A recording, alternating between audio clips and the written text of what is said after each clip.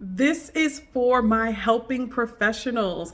Anyone in the social service field or educational institutions, this video is for you. I'm talking to leadership all the way through to the frontline staff, those that are working direct with the clients and the wonderful populations that we are out here growing and investing in.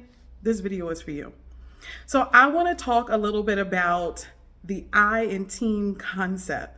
So we've heard the saying, there's no I in team, but I want to just dispel that right now. And I want to give you a little NSG spin to that to help us be more successful in how we build up our teams.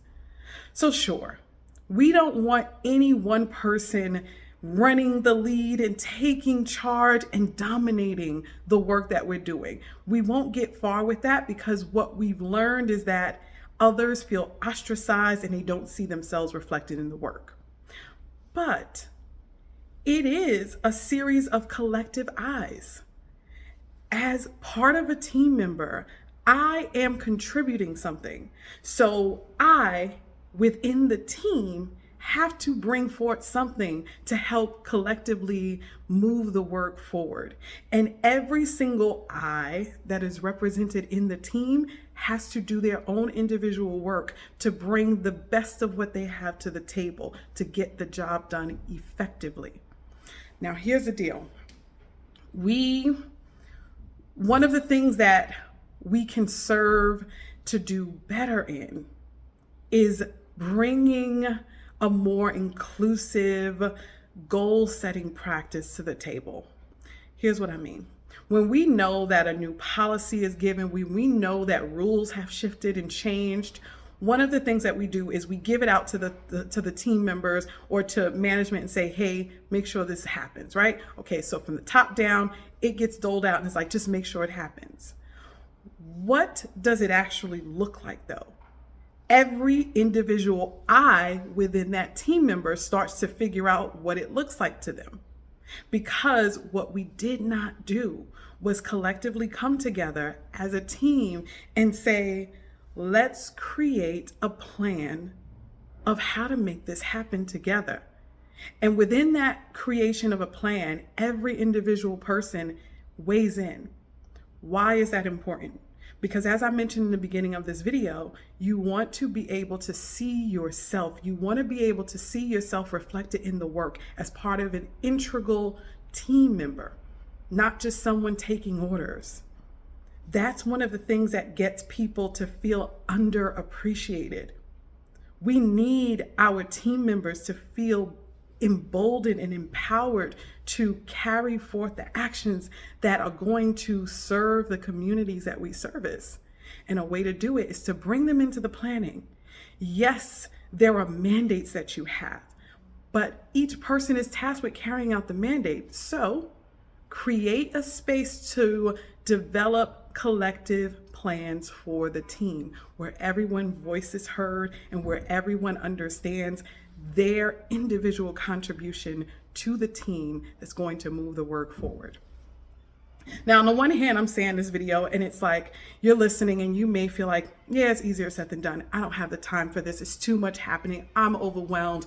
I'm going to let the team see the video and then good luck. I'll pass this on to my managers, right? All of these things may be happening. And I can say this because, baby, I've been there and I've done that.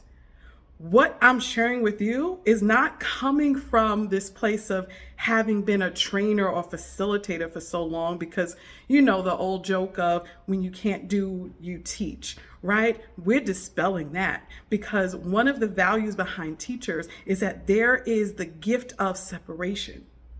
And in this space of separation, you get to see all of the moving parts at once and see areas for needed development and can create processes and then teach people those processes to help meet the needs. And that's where I am right now. But my education and experience came through being in the crux of it all. My professional career started off knocking on doors as a CPS employee. And I learned a lot about the needs of community members through that work, while also dealing with mandates and deadlines. But I found a balance. And from there, I took that work and moved on to management. And in management, I started to see the gaps between the community needs and the staff needs. And I filled in those gaps and continued to proceed on like that in my professional career. And so where I stand today is my love and my passion is for making sure that underestimated communities and communities of color receive the best of the best that we as service providers and educators have to offer. And so I share these tips with you because my hand has been in multiple pots. And I realize that no matter how constrained we may feel by mandates and time, we have the capacity to make it happen. And sometimes we have to take that needed time to step back, revisit, and move forward. And this is what NSG provides for you.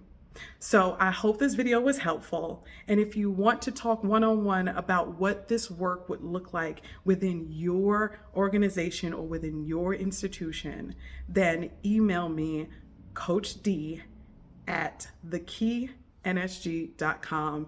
It'll be on the bottom of your screen. But in the meantime, never stop growing.